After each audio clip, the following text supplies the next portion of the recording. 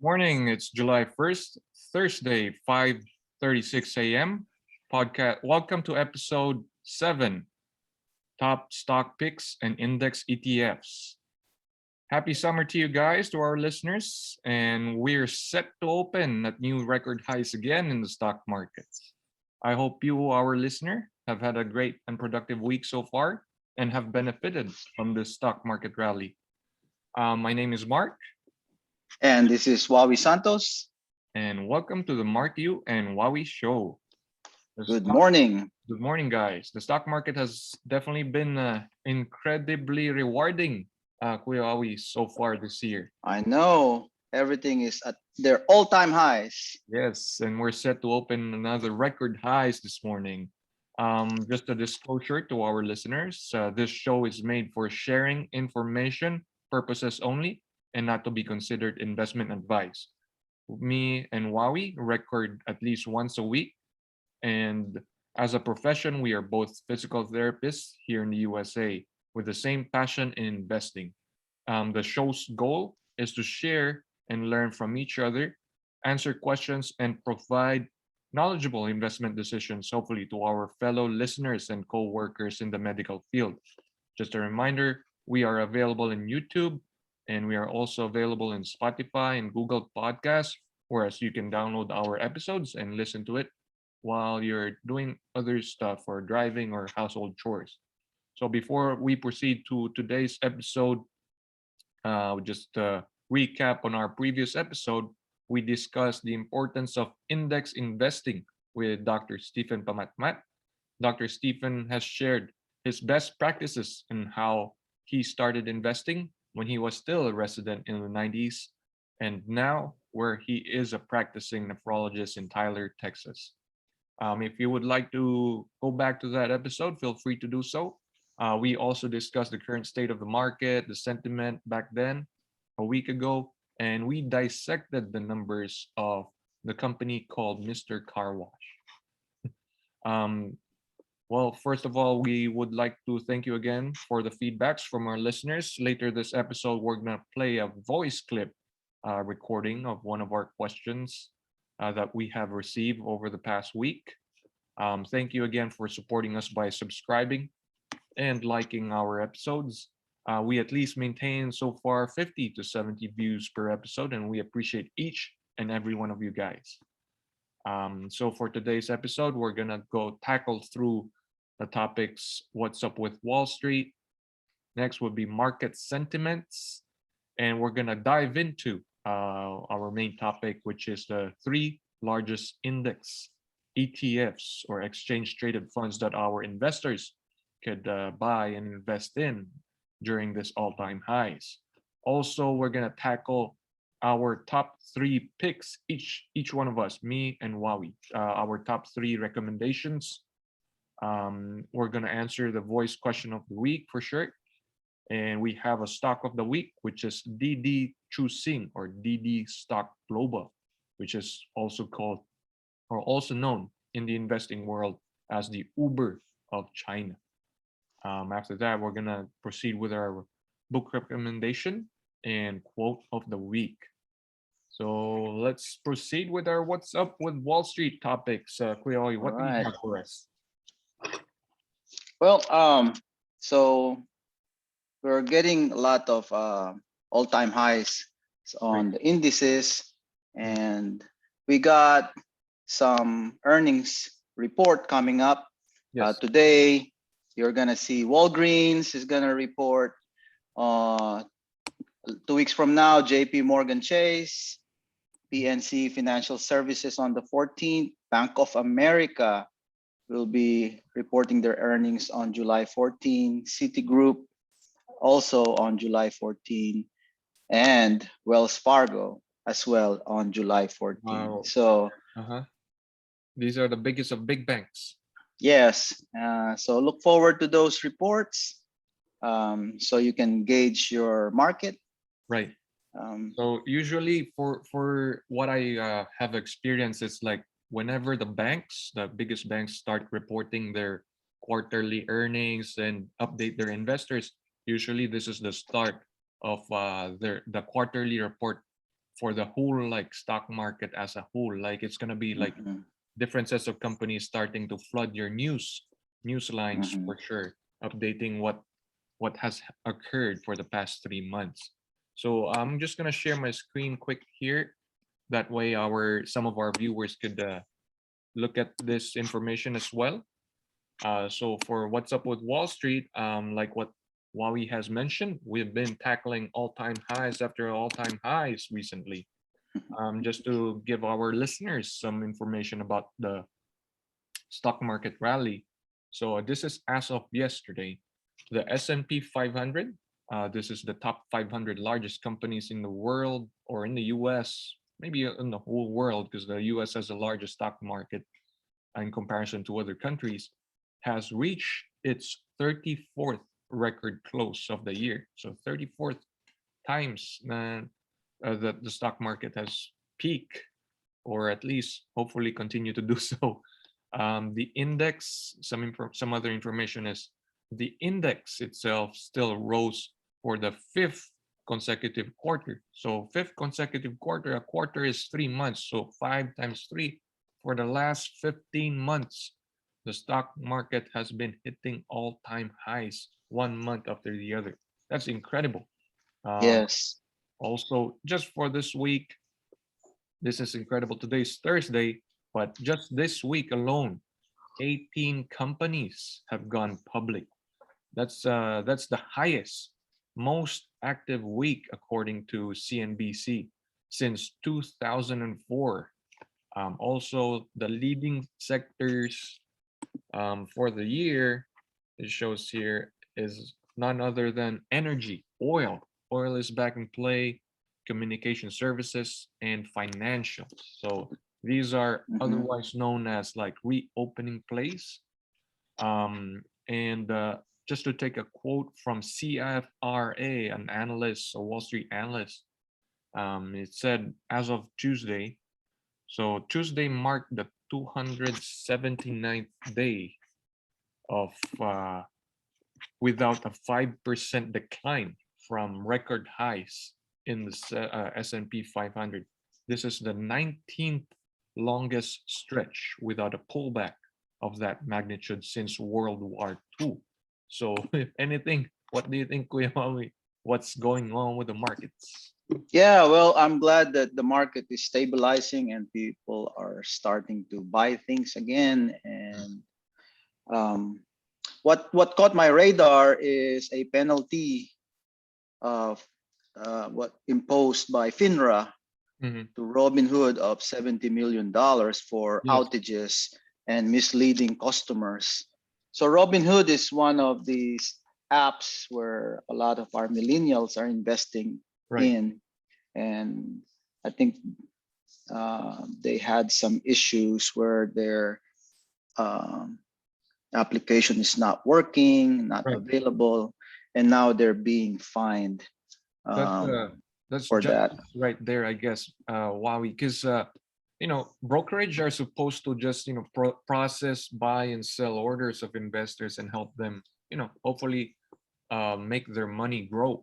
But if you Mhm. don't allow, or if your system fails during a critical time and causing a lot of investor losses, I think it's more appropriate for you to face that penalty. So 70 million, I think that's the largest penalty, right? Wowie, that's been like asked for or paid for in terms of Um, Wall Street. I I don't know for sure, but that's a steep penalty Right. for Robinhood.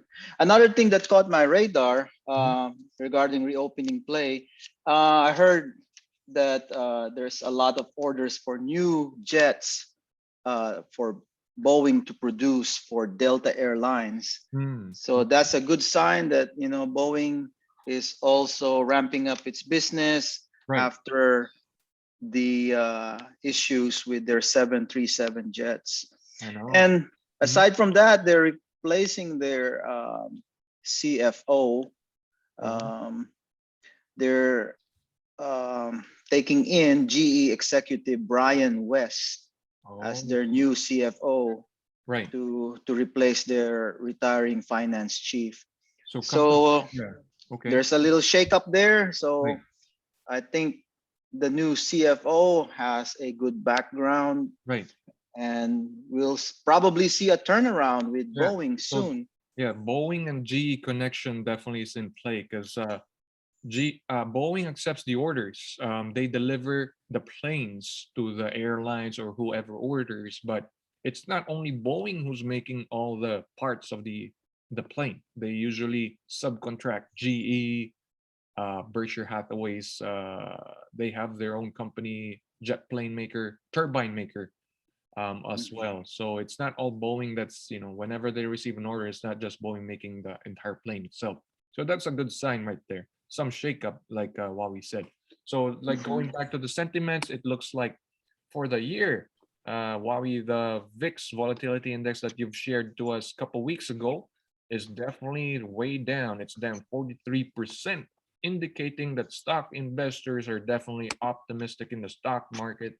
And going back to the previous mention, the public, so the IPO market, it looks like it's going red hot. So some of the information that I've gathered is the leading indicators, the energy and financials.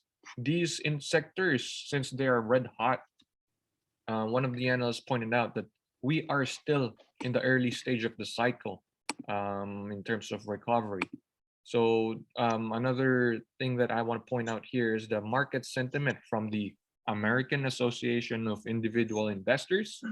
Currently, as of yesterday, we are very bullish, 48.6 or 49%, compared to the history of 38%.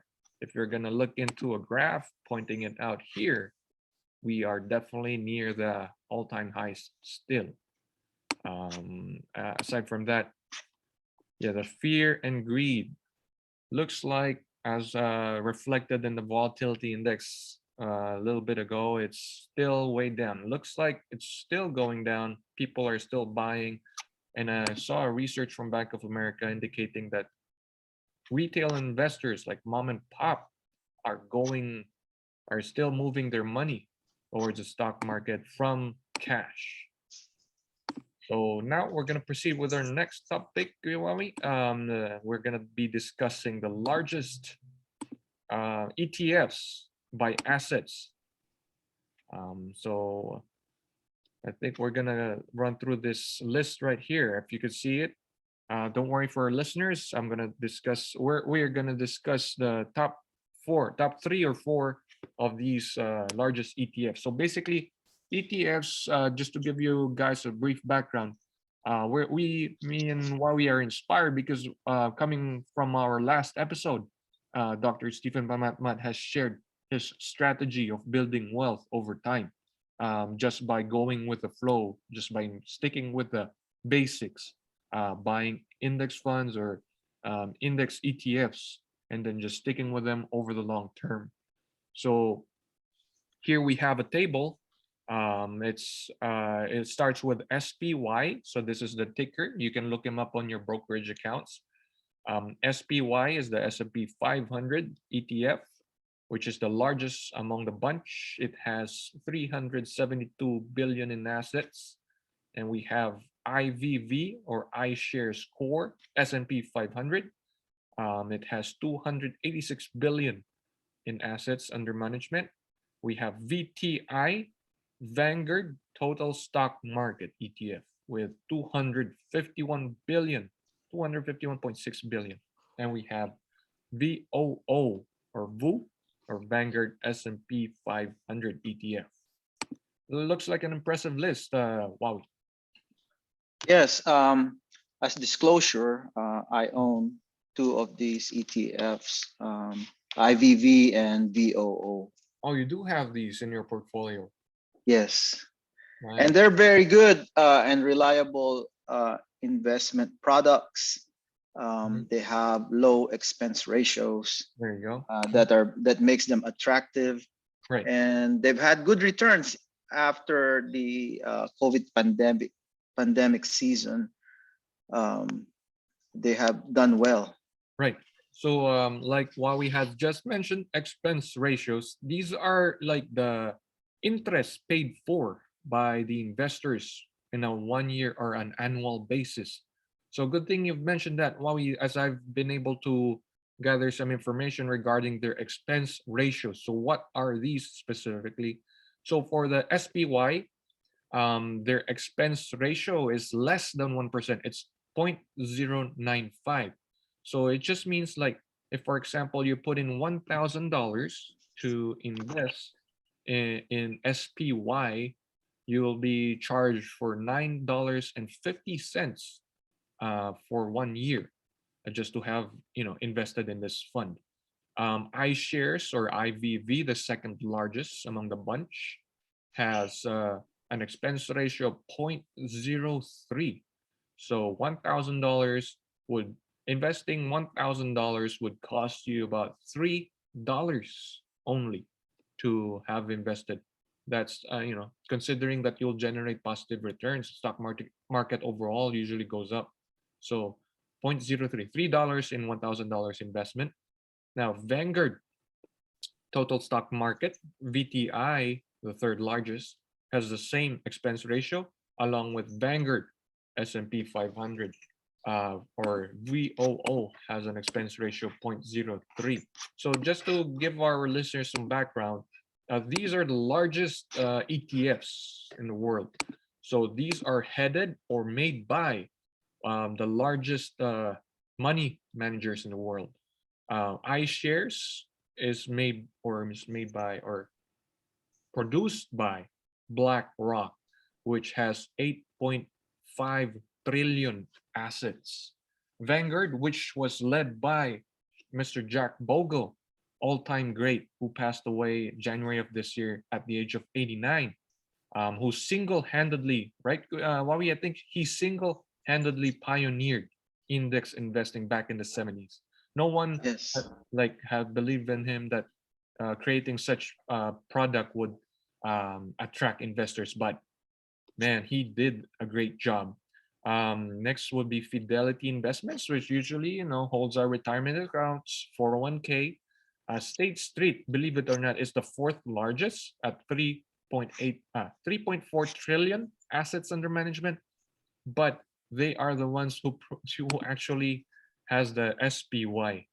They're the ones who produce the SPY, largest ETF. They're the fourth largest, pero they are the ones who made this SPY product. So a little information on Jack Bogle. He has received wide praises among the investing greats like Warren Buffett. He founded the Vanguard Group. He graduated from Princeton as magna cum laude in economics. Jack Bogle, as we mentioned, he almost single-handedly made index funds, which hold virtually every security in a given market, tried to push it through the public. And he created, here we go, he created the first mutual fund tied to an index in 1975. There's a quote here I found on Google of Jack Bogle from Warren Buffett praising Jack Bogle. He said, "If all investors had heeded his ideas, they would be hundreds of billions of dollars better off than they are now," said Warren Buffett about the Jack Bogle's index investing. So definitely a titan, like a legend in Wall Street. Yeah, I want to add something about these large index ETFs. Aside from exchange traded funds, Yes. our listeners might benefit from looking at some mutual funds as well. So the difference between an exchange traded fund and a mutual fund is that an exchange traded fund or ETF can be traded during the market opening, and the mutual funds are priced after the market has finished trading, and Right. usually they will price the mutual fund at around 6 o'clock. I think it's Eastern time. So a mutual fund that's related to the large index ETF that I have that I would like to share with our listeners is Fidelity's zero expense ratio total market index fund, which is FZROX, which Well, is equivalent to our ETF, VTI ETF.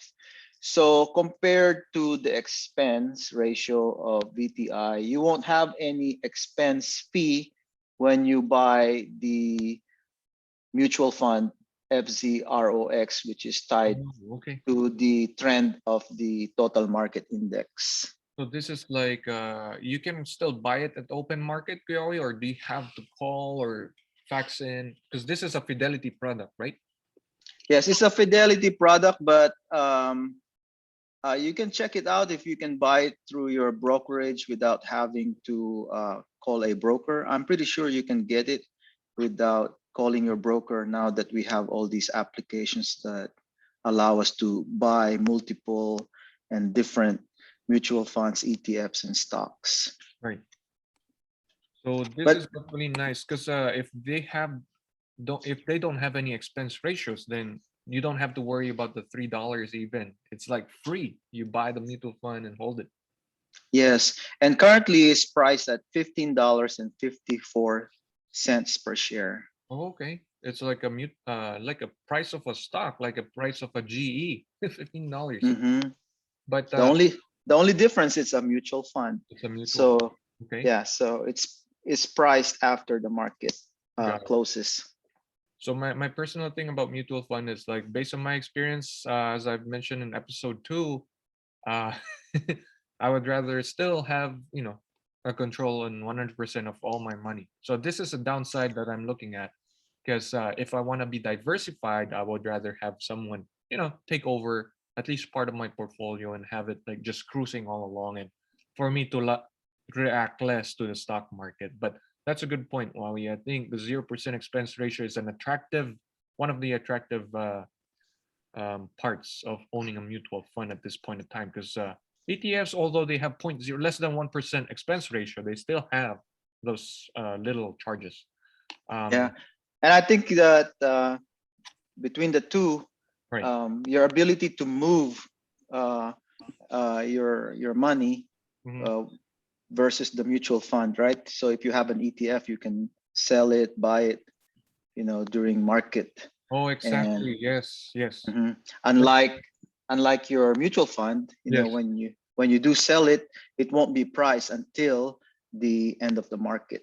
but this worry, there's no tie up to this, right? There's no penalty if you decide to sell, or is there a penalty? Not for this mutual fund.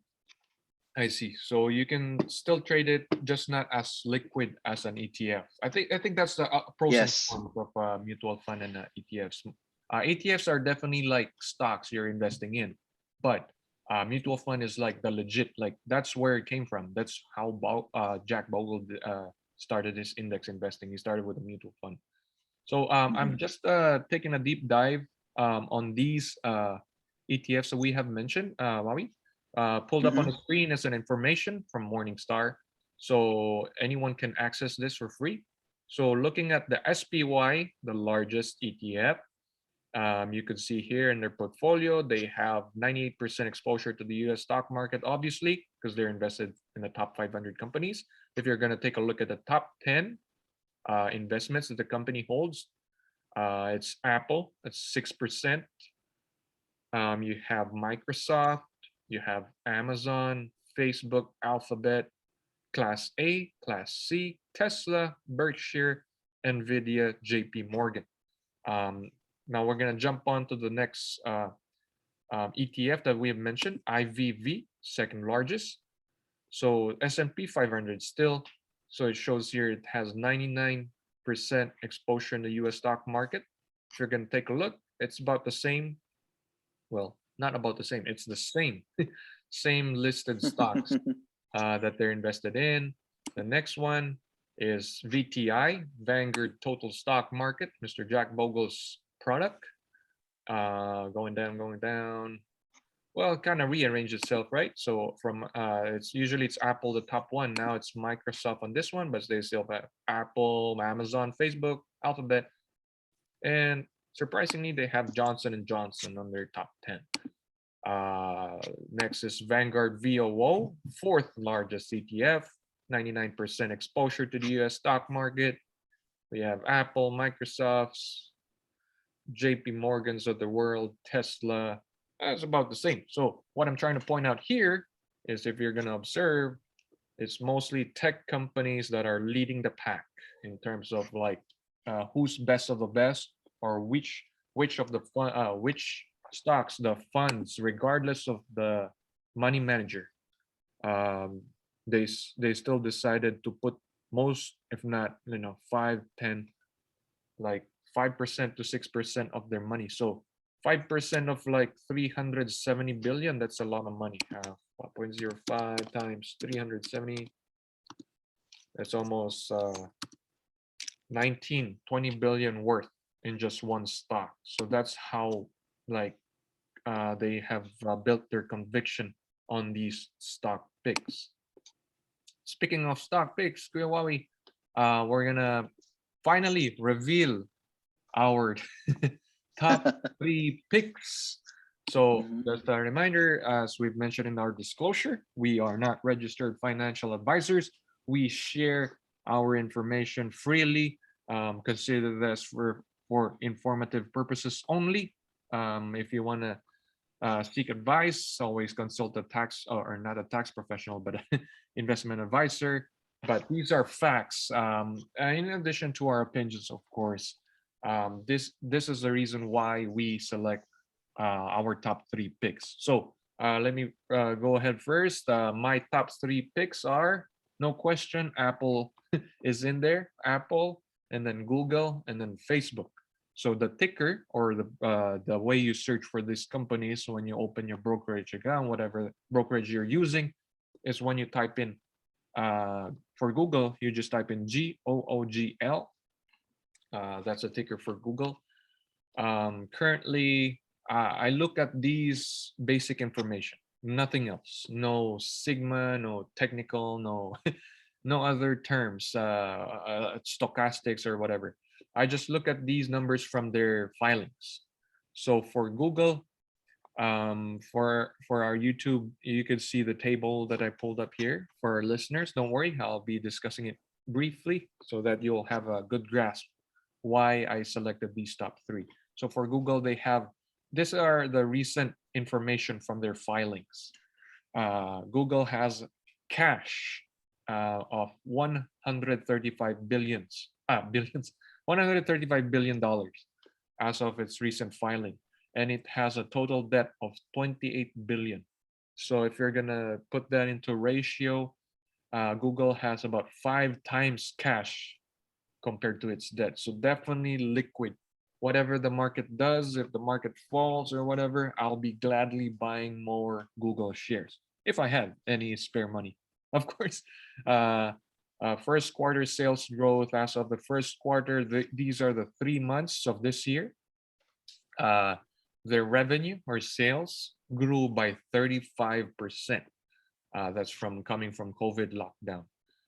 The profit margin, which me and Wari discussed extensively back in episode 4 or 3, is 32%, meaning like the Google keeps 32% of its sales. So, for example, Google generated $1 of sales. This is how I would like to interpret it. If the Google generated $1 of sales, they get to keep 30 cents or 32 cents to be exact. Not bad, definitely. Valuations, which I look into, forward price to earnings is 28 times. This is forward. It means meaning Wall Street projects the company to grow their earnings a certain amount by next year. Looking at its price today, comparing it to next year's projections, they're looking at 28 times, which is a little costly, I would say.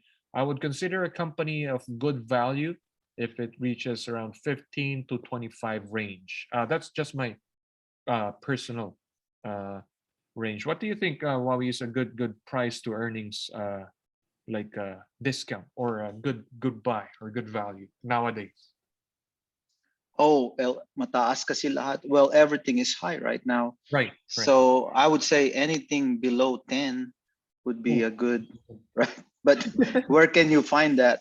Right. I mean, for me, you can still find maybe less than 10, but for me, Wami, my instinct, if it's less than 10, because it's something of a red flag because there's something probably isn't going right. That's why investors have been dumping the stock. That's why it's going down.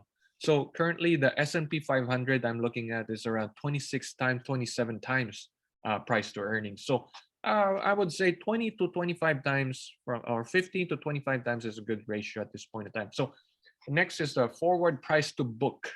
This is the market capitalization over book value. So in technical terms, that's how it's defined. So Google is selling at 7 times book value. So for me, Google is definitely a recommendable stock. Currently, as of yesterday, it closed at $2,441 a share. Definitely a good, definitely way up there in terms of compared to like regular other stocks like AMC, which I'm definitely not recommending. I'm just saying. So if you want to get value for sure, you in this market, you probably have to pay for it in terms of like value, like 2,400. So next, Apple and Facebook. Just gonna breeze through it for the next couple minutes before we head on to Huawei's top three picks. So for our listeners, Apple had about 204 billion in cash as of recent filing. 204 billion. It had about total debt of 135 billion. Cash to debt ratio falls into 1.5 times or almost 2 times. That just means that the Apple can cover their debt twice as much because they have that amount of cash sitting in their balance sheet, which is a good sign. Next is the first quarter sales. They grew almost, 54%, which is pretty good coming from COVID lockdown. Pretty impressive. Google only grew their sales by 35%. It means it just shows that people are still buying iPhones and iPads and MacBooks. Profit margin is at 26%, which is still definitely above there. 26%, or they get to keep 26 cents per dollar of revenue. Forward price to earnings is 27 times, which means the company is selling 27 times its earnings. Not much of a difference compared to Google, which is selling 28. Price to book, this is the great variance compared to Google. Apple is selling 37 times its price to book ratio. For me, this is definitely high up there. But what can you do? There's only one uh, Apple in the world. If you want to buy its shares, definitely just make sure to be prepared when whatever the market does. It goes up and down over time. So you want to make sure that you're ready, whatever happens. Its current stock price as of yesterday's close is $137 a share.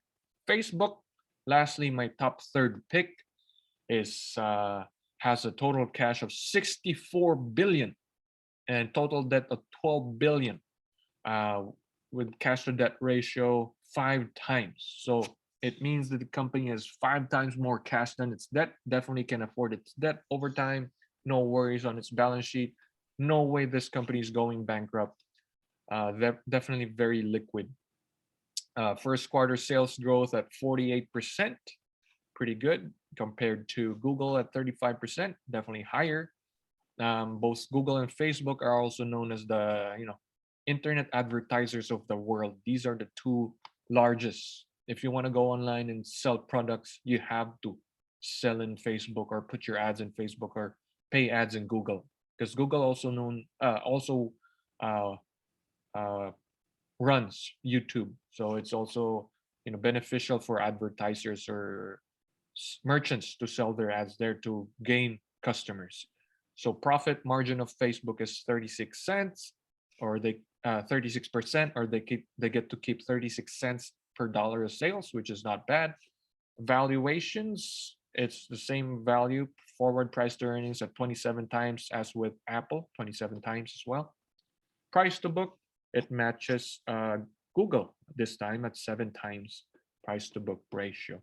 The company's stock price ended up at $347 a share as of yesterday's close. So those are my top three picks: Google, Apple, and Facebook. Disclosure, I am an investor in all these three and looking forward to add more if the market decides to fall down moving forward.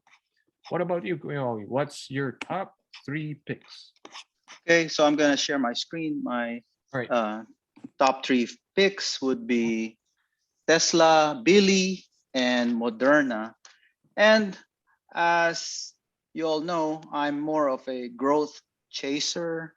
So I own stocks that tend to be high growth, or I try to find companies that have potential for growth.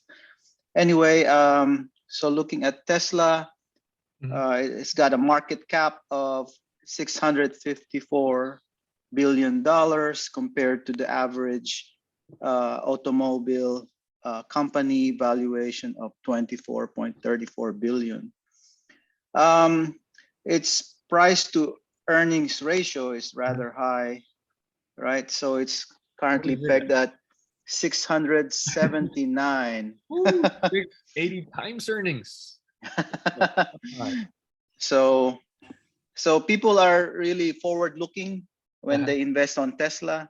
Right now, in my opinion, it does not have any major competitor. Maybe in the future it might be Volkswagen, but I think Tesla has captured the market for at least another 2 or 3 years. Right. And with two factories that are gonna come online in Germany Mhm. and in Austin, I think we're looking for further growth for this company. What do you think, Huawei, about the issue that they had with China? Like, I saw a headline just the other day, which we shared in our Facebook Messenger group, which like definitely panicking, like because China is telling them to fix the almost all of the cars that they have sold so far in that country. What do you think about that, sir? Well, from what I read, Uh-huh. um, it has something to do with a potential on the autopilot system that Okay. it will make the car accelerate without the driver knowing. Ooh, But that's yeah, crazy. so yeah, so that's a lot of vehicles. I Yeah, can't remember the exact numbers, but I think it's around 200. 200,000. Yeah, 200 something. Yeah. But it looks like they're just gonna do a software update Okay. for that recall. So it may be a bit exaggerated by the news. Right. Tesla has always captured the headlines. Yes. If you remember, recently there's a protester that went to their factory, climbed Uh-huh. on top of the car, uh, Okay. complaining about some defects on the Tesla car that she bought. Right. And Trying to make a scene. Uh-huh. so there's the news tend to capture those type of headlines that are Right. somewhat negative to Tesla. Mhm. But if you look at Tesla's positioning, you would see that the company is gearing up for more production. Right. Like they have purchased these giant casting machines that would reduce the number of parts to produce the automotive body for Tesla, which means basically they're gonna be faster producing their electric vehicles. Mhm. So So since you've mentioned it's gonna be like a software update. So I guess it's not like what I was initially thinking, where oh shoot, all Tesla cars that have been sold in China needs to be sent back to the to the factory. But no, it's just like a it's software update. yes, it's not. It does not seem to be a hardware issue. Uh, at this point, it's a software issue that they can update remotely. As you know, uh, they would uh, upload Right. features in their cars. You know, just using Wi-Fi. So that's how advanced the system that Tesla has made for their cars. Wow. Well, that's good to know. That's good to know for sure. Definitely if you're long Tesla. Yeah, so right now I'm still bullish with Tesla, and it's not an investment advice. I do hold Tesla. What about this, Huawei? We have one of our messenger group members telling me about Mhm. NIO, like the Chinese equivalent, I guess, with Tesla. What are your thoughts on that company? Well, so Neo is um, uh, they're gonna be reporting their earnings here soon. I don't know the exact date, Right. but currently they're going up. You know, their price is going up. It's one of the promising companies in China that's in the EV trend, Right. electric vehicle trend. They have this battery swapping technology where, Yes. you know, rather Mhm. than going to a charging station and waiting a few Yes. minutes to charge your car, you back up your car into this little um, parking looking thing, Uh-huh. and then they'll swap the battery under your car with a new fully charged battery. Yeah. So it's just like a toy car in the old days, right? Where you Yeah. have this, you know, battery operated um, little car that you used to play with Right. when you were a kid, and now it's a real car that you're Sure. swapping batteries on.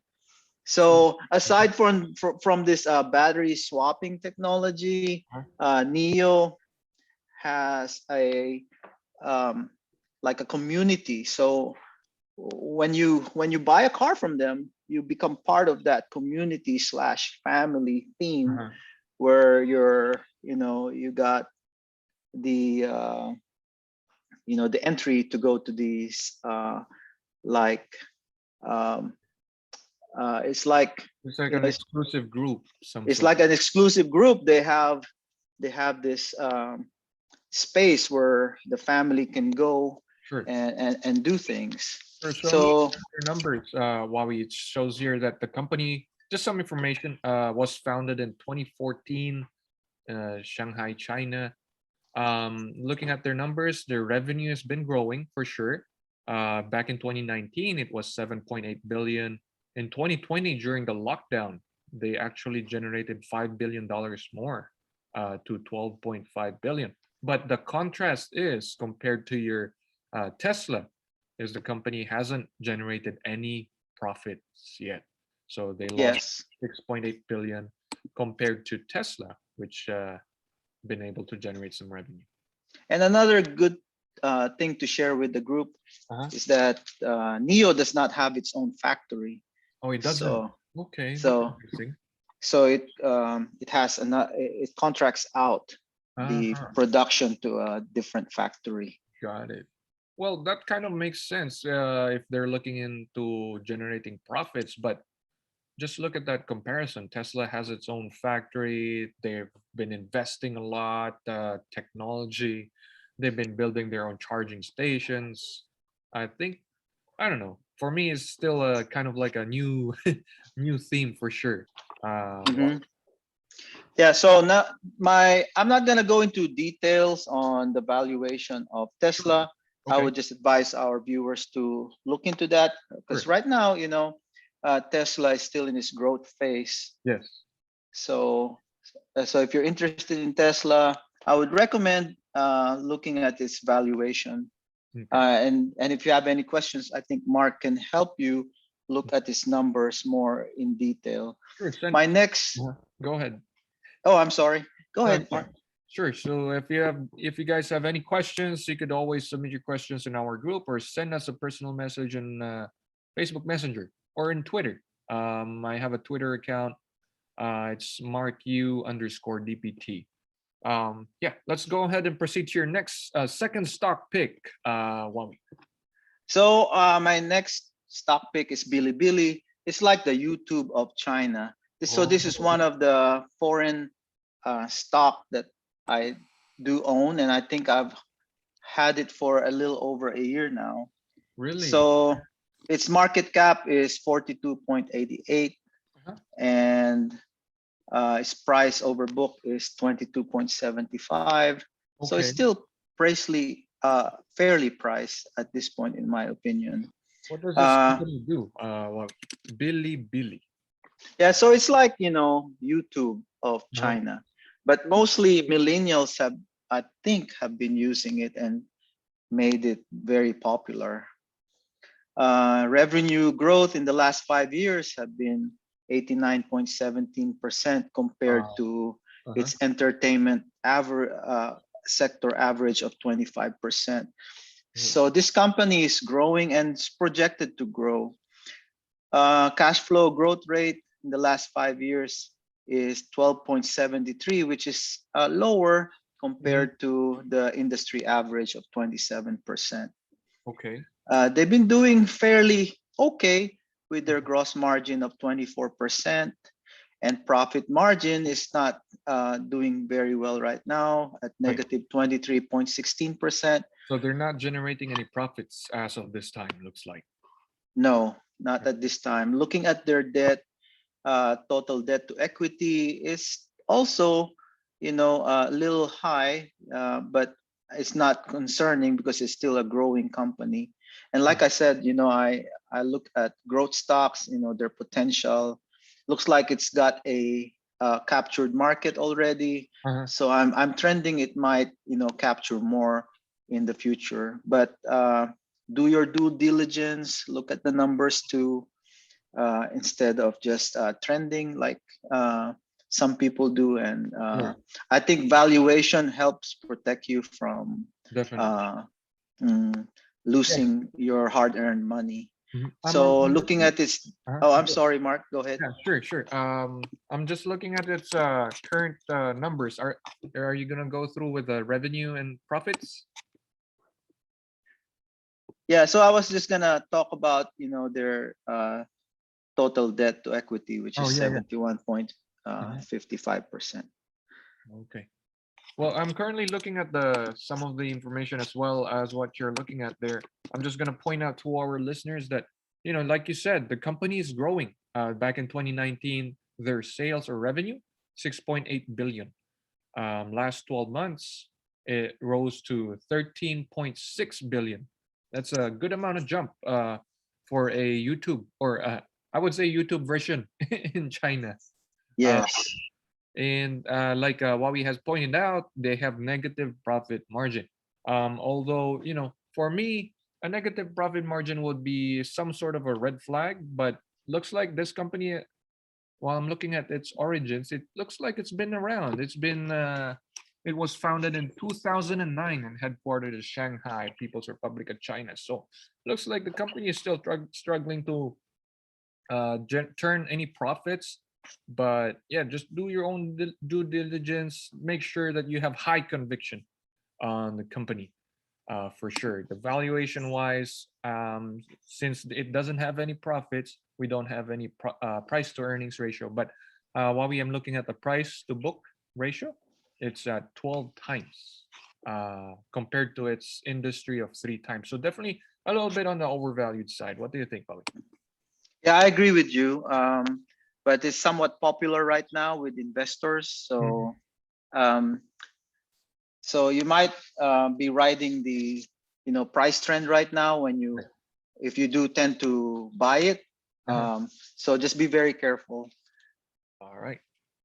And Um, what's this? uh, Good. having said that, Uh-huh. it's probably if you bought into Bilibili like Uh-huh. I did about a year and a half ago, then you would have seen its what do you call this, stock price gone up quite a bit. My third stock for the All day right. is Moderna, and let me Moderna. share the Wow. screen. Yes. So I picked up on this stock last year, Uh-huh. um, when the pandemic after the pandemic started, Uh-huh. and it's one of those companies that came up with the vaccine. Right. It makes the RNA vaccine for the COVID-19 virus. Um, so looking at Moderna uh, key statistics, it's got a market cap right now of 94 billion, and it's still Wow. growing, and it's got several cancer drugs on its pipeline. Okay. So it does not just make, vaccines. Right. It's been around for some time now. Uh-huh. I would think at least the technology has been around for more than 10 years. Hmm. Um, and they're doing a lot of research, coming up with some new medicine, for cancer. So right now it's popular because it made the Moderna vaccine for COVID-19. Uh, Lifesaver, definitely a lifesaver, right? Wowie. yes, it is a lifesaver, especially right now. We're seeing that those that are getting infected Uh-huh. are the ones that are Oh unvaccinated. yes, yes, definitely. I saw that too. Yeah, for sure. So what do you think about these valuations, Wowie? What makes Moderna a good stock pick at this point or a recommendation? Well, again, it's because of my growth attraction to the Mm-hmm. company, Yeah, and because of its forward uh, looking potential, right. for the cancer drug pipeline that they Uh-huh. have is quite an advanced company in my opinion. Um, Revenue growth has been pretty good. Mhm. And I think they took advantage of this COVID-19 Wow. Do I see pandemic. do I see the numbers correct? 23,000% revenue growth. Yes, Oh my God. yes. Wow. So, 23,000% growth, guys. mhm. Only during a pandemic. Yeah, and it's still growing. Hmm. Um, and again, if you bought into it last year, and I think I bought it around July or something last year, Okay. and it has just skyrocketed since. Yes. Its gross margin is 66.13%. Uh-huh. Um, its profit margin is about the same at 63%. Hmm. Um, So they get to keep a bunch of their profits. That's a good sign. mhm, Profit margin, that's 65 mhm, cents. That's incredible. Because, going back to my picks, I got Facebook, Google, Apple. Well, most of them are 26 to 35% profitability. So this mhm, company, on the other hand, is a pharmaceutical company, um, mhm, to be considered. Because most of the time I've been leaning more into tech, because they're more like their balance sheet is a lot stronger most of the time. But this company right here is 65% profitable. I'm gonna take a look closer in its balance sheet in a little bit. But go ahead. Wow. Yeah, and if you look at its return on equity as well, it's quite high at 127%. Wow. So, this is a really growing company, and Yeah. it's got the market's attention, Right. and looks like it's just now ramping up its growth, um, and its attraction to investors. Right. Because I noticed this past month or two that it keeps trending up. That's But amazing. Because yeah, you said mhm, you bought in July. That was at 70 something a share. Now it's yes, just peaked its all-time high. $235 a share. That's amazing, Bobby. That's amazing yes, returns right there. More than yeah. triple. So those are my top three stocks that I wanted to share with the group. Sure. So I'm just taking a closer look at Moderna's balance sheet at this point in time. The total cash as of recent filing is 7.7 billion cash. Definitely, this company is keeping most of its profits. As Wally has pointed out, the company is very profitable, and it only has 279 million in debt. So 7.7 billion versus 279 million in debt. They definitely can afford to pay their debt outright. So that's more than 8 times, 9 times their debt. That's incredible. And for the 23,000% growth in sales because of the COVID vaccine, definitely, it just means it just shows here like in 2019, company only generated 60 million revenue, but now in 2020, as recent as 2020, they generated 800 million in debt. So that explains the big jump in their sales. That's incredible. Definitely very profitable trade or investment Wow. So what are your like thoughts on Moderna? Are you gonna be keeping it for the long term, or are you planning to add more into it over time, or what's a good strategy moving forward, Wally? Well, I tend to, for the most part, my conviction stocks, I do tend to keep them for at least 5 years. If I'm just following growth, Right. I probably would keep them, just to get long-term gains, Yeah. which means a little over a year. Yeah. Okay, well, that brings us to our next section. We're actually gonna try to play a voice message from one of our messenger group. She's very interested, and hopefully we could answer this um, as I play it. Give me just a second. It's somewhere here. All right. So, are you ready for a question, Maui? Yes, I am ready for our Okay, question of the day. we're gonna play it. Here we go. Good morning. This is Eva Marie Leage, and I am a physical therapist too. And my question is, I don't understand you. How is your money earned from stocks be taxed and when? So I guess Wawi, she's trying to ask like how do we get taxed, or how do we, first of all, there's two parts I think. How do we generate profits in the stock, and how do we get taxed afterwards? Yeah, so you get taxed on your capital gains. So there are two types of capital gains. There's the short-term capital gains, Uh-huh. and there is your long-term capital gains. So what's the difference? So if you sold your stocks or ETF under 1 year of holding it, then you will be taxed short-term capital gains, and that would be pegged at your current tax rate. So Right. if you have a tax rate of 15%, then your short-term capital gains will be taxed at that rate. But you also have to think of, stocks that don't do well, right? So if you sold a stock that did not earn anything or loss, you have a loss. Um, so that would give you a little bit of a tax advantage, because that may lower your tax obligation. Right. So that's called a you know your short-term capital loss Uh-huh. or long-term capital loss. Right.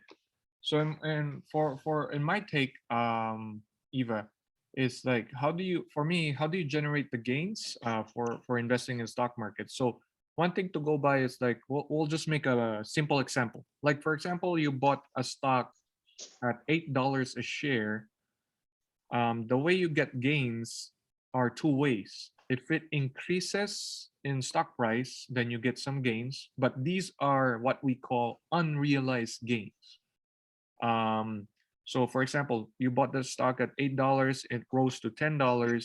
So that's 20% rise. So you've gained 20% or 20 or $2 a share.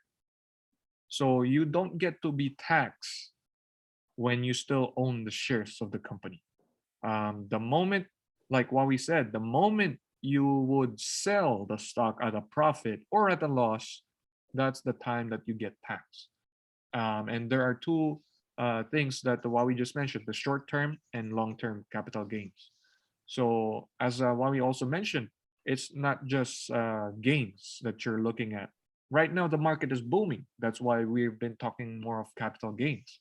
But also, you are taxed. Well, you're actually not taxed.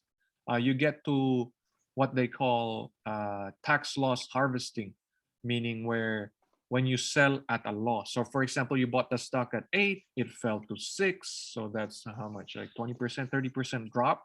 So you lost a good amount of capital investment in that stock, and you decided to sell the stock. So you don't realize. So these are unrealized gains or loss. You don't realize, you don't get to be taxed as long as you own the shares. But the moment you sell the shares, you get rid of it, that's the moment that you would face the taxes. So if you lost, say 30% or 20%, that's a good amount on an investment. You get to have that written off later on when you do your tax filing. Um, Usually you have a limit of $5,000 per year to claim when you do your tax filing. So definitely a really good question. Yeah, I agree. That's a good question. Uh-huh. Mark, I would like to let you know that I Yes. have to go. I have to go to work, Oh, okay. and I would like to thank the viewers for listening, and thanking the listeners for giving me the opportunity to share my top 3 picks for the day. Sure. As with anyone that's commuting right now, be safe at work. Um, and like you guys, I'm also a working, like Mark, I'm also a working physical therapist. Yes. And thank you very much for the opportunity to share. All right. Well, thank you for your time this morning, Wowie. You Thank you, Mark. take care. For our listeners and Wowie, just a reminder: the markets are closed next Monday because it's gonna be a July 4th weekend. Happy Yes. 4th of July to our listeners and to you, Wowie. Well, we're gonna close it this time, and hopefully next week we're gonna discuss more about what's going on with the stock market, and maybe we could invite one guest again to share their experience in the stock market investing. Um, thank you guys and happy 4th of July. Thank you guys for listening. This is Mark Yu signing out. And Wawi Santos signing out. Thank you, guys.